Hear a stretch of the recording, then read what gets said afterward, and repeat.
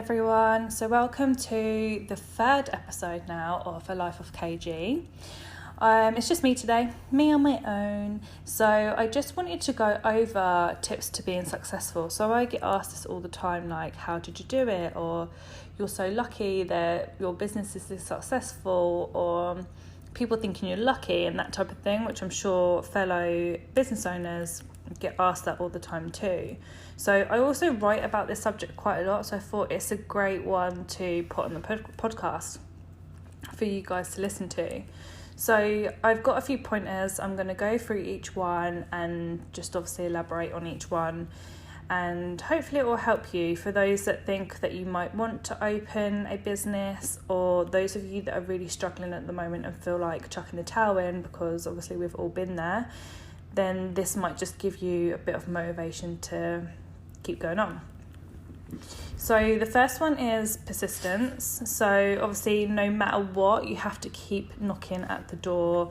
You have to keep fighting despite how difficult it is. So we always get shut down constantly when you're in business, and it's hard. If you're in obviously a salon, it's hard to get the appointments through.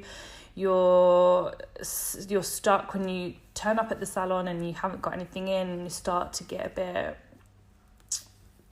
put off about even carrying on the business.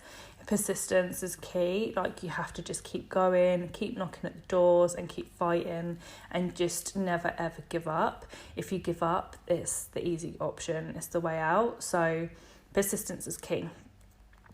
Late nights. So and most of you that know me know that, yes, I'm always shattered, but I always have late nights. And okay, sleep is very, very important. So don't think you're listening to this and think, oh, don't go to bed, because you need to sleep. Like, that's key. Sleep is key.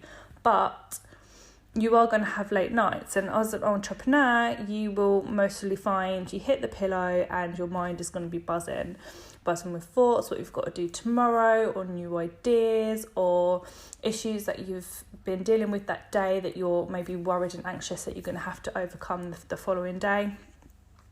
And it just keeps you up through the night, and you have to try and find ways to sleep to stop that, so you can go to sleep and try and get your 6-7 hours, 8 hours, however much sleep that you need. Everyone's obviously different. I think the average is about 8 hours. I never have 8 hours sleep.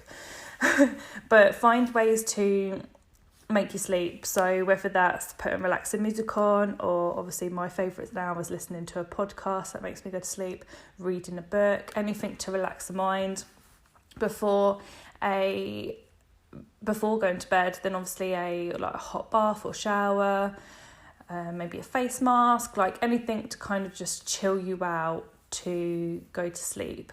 If you are one of those people that have so many thoughts going on and it's ideas because you're buzzing with excitement with like your next venture, or what other treatments to bring in, or something to put on social media, maybe a post that you've been thinking about, it's always a good idea to have a notepad or a journal by the side of your bed and a pen, or you can obviously write it in your notes part in your phone, but just write it down so you don't forget the next day.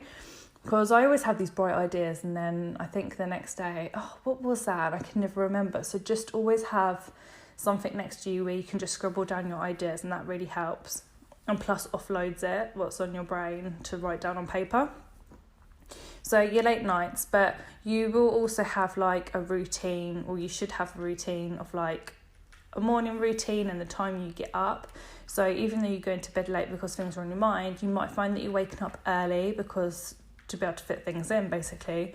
I get up around 6 a.m. and I'll have a workout, some breakfast, I'll start doing my emails, everything before my little girl wakes up. So yeah, just try and get that routine, but make sure you are getting some sleep. Dedication. Obviously, I say that word quite a lot. You have to be dedicated. You have to be fully committed on your business or your goal, and don't ever let your mind run off course. You need to keep focused off that end result. So that's really, really key. If you don't have dedication, there is no chance of running a business. No chance at all. Hard work. So a lot of people, when they see you run these companies or having this amazing salon or this lash training company, or maybe you're not in our industry and just whatever business you do, they just think it's easy and was kind of put on a plate for you. And we all know it wasn't like that. It's very, very hard work and it's long hours, and you generally just can't switch off. And I get a buzz from that. Like, for work, that's my hobby. Like, I love work. So if people go, what do you do in your spare time? I'm mostly working. It's not because it's work to me. Like, I just love it and it's my passion. So hard work, yes, it is hard work, but that does come easy to me personally. But you've just got to make sure that you're definitely putting that work in. And yeah, like I said, it's not easy. Like, social life and stuff will take a back seat. Maybe your friendships and stuff will change because people think that you're working all the time. You're just investing in your career. And what I always say is, you might be working loads now, but in the long run, you'll be able to slow down a lot earlier than other people. So yeah, hard work is another one of my points. Another one is rejection. So you have to be able to take rejection. So no matter what business you're in, you're going to come across that. So whether that's a client going elsewhere when you thought they were really loyal and would stick with you, or if a buyer's not interested in your product, or if you didn't sign a deal that you was close to signing, so much of this will come. And rejection is it's just a little knock. You just have to make sure you get back down, a bit back up, and you will have this throughout your career, and you just learn how to deal with it, and you become a stronger person. Never take it personally at all, because you will have this all the time. As soon as you get knocked down, just make sure you get back up. Sacrifices. So this was kind of a big one for me. When I started, obviously, in business, I was 18 years old, and when I started my salon, I was 19 years old. So obviously I was young, and these are the days I was going out clubbing, going out drinking, had obviously a huge circle of friends and a big social life.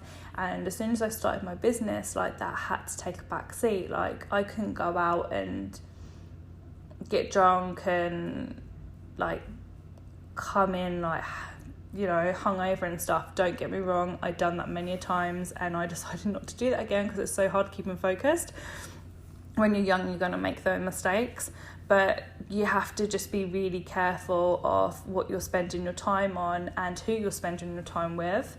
So sacrifices, for example, holidays as well. A holiday might be a setback because you can't take your eye off the company right now, but in the long term, that will come. I didn't have my first holiday for, I think it was 2 years, maybe 3, before running the business, and I was so scared of leaving it. I had to tell myself when I was away, what is the worst that can happen? What is the worst that can happen? I'm going to come back to a company, no matter what. The worst that can happen is salon burns down. Well, that's not going to happen, hopefully. So there is nothing wrong. Everything that does go wrong while you're on holiday can obviously be fixed when you come back. But taking that step to go on holiday was really hard, and you're not going to be able to do that until obviously your company's running smoothly and you have staff and you can leave the company without you, so you can go away. So yeah, that's obviously a sacrifice. But once the business is up and running, then obviously I go on holidays lots, so I love it, and that's actually my time out. My only time that I will physically have a break is when I'm on holiday. Another sacrifice might be your group of friends, so people that aren't positive influences in your life. Sometimes, as harsh and sad as it is, it's sometimes best to step out of that friendship group or drop that friend if they're making you feel down or not positive about your company, or don't support you in business, which we see all the time. Then they're not your friends. There is plenty of other people that will share your dream with you and push you and be positive. Criticism.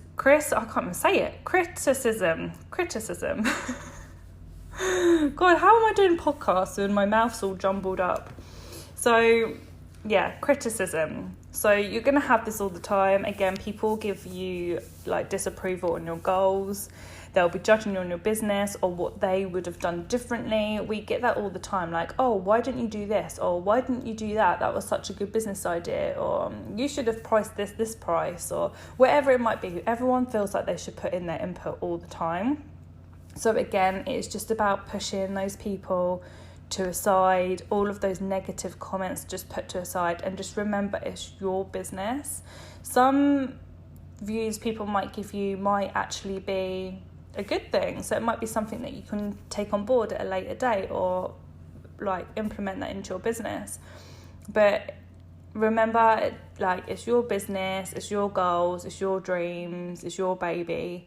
So anything other people tell you, then maybe just take on board a little bit, but don't hold it on board too much, and just let it go if it is negative. Just push all your negative bits out the way.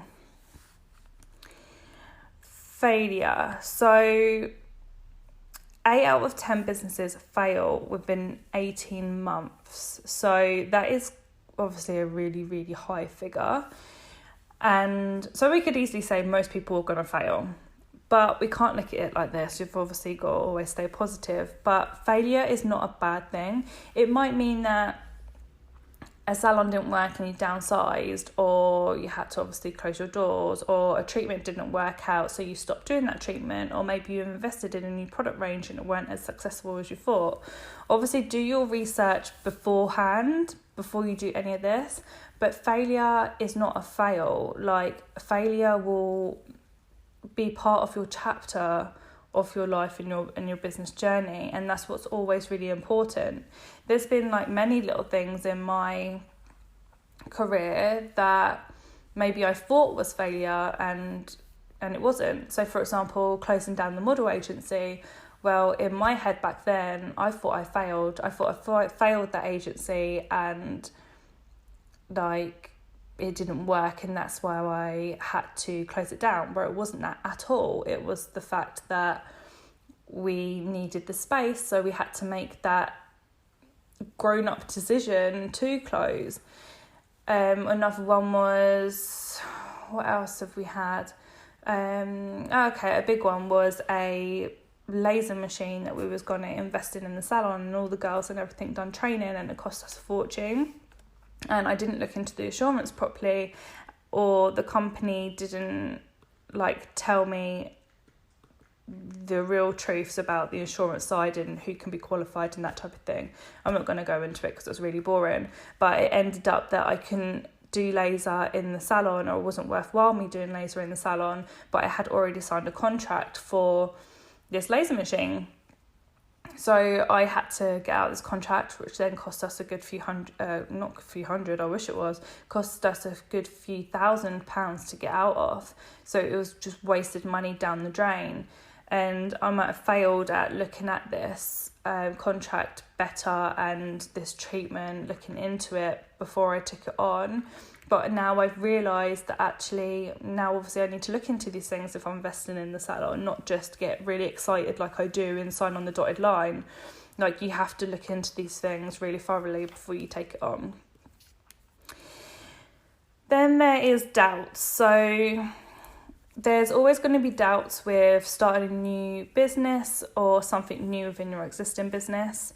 Just know whether to like grow your team or bring in a new product. It could be anything. Like, obviously so many things you're going to have doubts on. You need to make sure you decide what's best for you and your business, and obviously if your finances can take the change. So if you're going to be bringing on a new staff member, you need to remember, obviously, there is their salary, and then there's operating costs, and then there's their pensions and national insurance, etc., etc. So you need to make sure that your finances can take that, and you've got enough clients to be able to like give to this new person, and actually making sure that they're bringing in 3 times the salary, otherwise it's not going to be worth it. Or if you're bringing a new treatment in, again, it's going to be maybe a doubt and not sure if to do it or not. Like, maybe do a survey with your client base or a questionnaire and make sure everyone's talking to everyone about this treatment before you get it in, to make sure it is actually definitely something your client base will want. It might be okay that you might want it into the salon, but you're not the one paying for that treatment. What do your clients want? And that's key. You need to find out what they want. The last one is risks. So risks is obviously going to always be a thing in business. There's risk of going bankrupt, or the business not working, or not pulling in all the business that you need. You have to be a risk taker if you're going to be in the business world. Without risk, then you're never going to grow. Starting a business is a big risk anyway, because obviously if it doesn't work, then it has to close. And then that means if you have staff, then you've got to make them redundant and without a job. Or obviously if you were like where I was in the beginning, 10 years ago, up to my eyes in debt while I started my salon, and there was the risk of going bankrupt, which actually sounded like the best idea when it was so hard in the beginning, but so thankfully I didn't. So there's always these risks, so make sure you weigh up the risks and the pros and decide what to do properly. Just never jump into anything and take your time. So just a really short podcast there, just to give you some points of how to be successful. I hope that helps, and leave your comments. If there's anything you want me to elaborate on more, then just let me know and I'll obviously be happy to do so. Anyway, I will speak to you soon and have a good evening.